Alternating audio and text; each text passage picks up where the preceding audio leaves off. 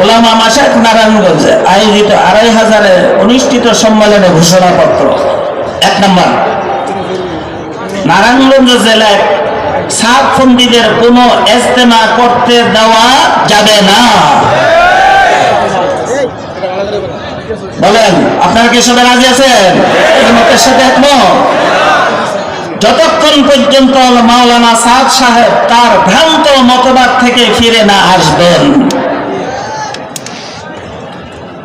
2, 2500 মার্কাজ বিগত ফ্যাসিস্ট সরকারের আমলে সাবেক এমপি নজরুল ইসলাম বাবুর সহযোগিতায় সাদিয়ানিরা জোরপূর্বক দখল করে রাখে, অথচ মার্কাজের মোতাওয়াল্লি মাওলানা আব্দুর রহিম সাহেব আমাদের আমলি সুরার সাথী ও কাকরাইলের অন্যতম মুরব্বীদের একজন। সুতরাং এখন থেকে উক্ত মার্কাজ সম্পূর্ণরূপে আলমী সুরার হাতে সুপর্দ করতে হবে। কেউ তা অন্যায়ভাবে দখল করে রাখতে পারবে না। উপস্থাপনের সাথে সবাই একমত আছেন তো? তারাও মার্কাজ 3 নম্বর, তারাও মার্কাজ মসজিদের মোতাওয়াল্লি সাহেব মিটিং এর মাধ্যমে রেজুলেশন করে আলমী সুরার আমল পরিচালনার জন্য সিদ্ধান্ত দিয়েছিলেন, কিন্তু সাতপন্থীরা ফ্যাসিস্ট সরকারের আমলে সাবেক এমপি গোলাম দস্তগীরের সহযোগিতায় তা এককভাবে দখল করে রেখেছে। অবিলম্বে তারাবো মার্কাজ মসজিদ আলমী সুরার হাতে সুপর্দ করতে হবে।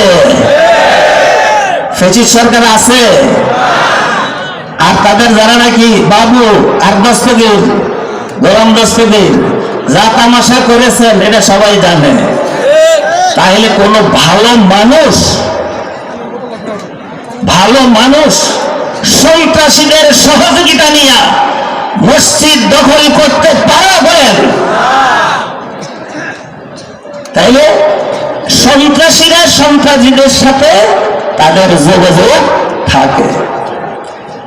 4 নম্বর, কাকরাইল মার্কাজের মোতাওয়াল্লি হযরত মাওলানা জুবাইর সাহেব দামাত বারাকাতুহুম, কিন্তু ফ্যাসিস্ট সরকার সাতপন্থীদের জন্য মার্কাজকে সম্পূর্ণভাবে 14 দিন করে ভাগাভাগি করার নিয়ম মোতাওয়াল্লির উপর জোরপূর্বকভাবে চাপিয়ে দিয়েছিল, যা মোতাওয়াল্লিকে সাময়িকভাবে অকার্যকর ও ক্ষমতাচ্যুত করার শামিল।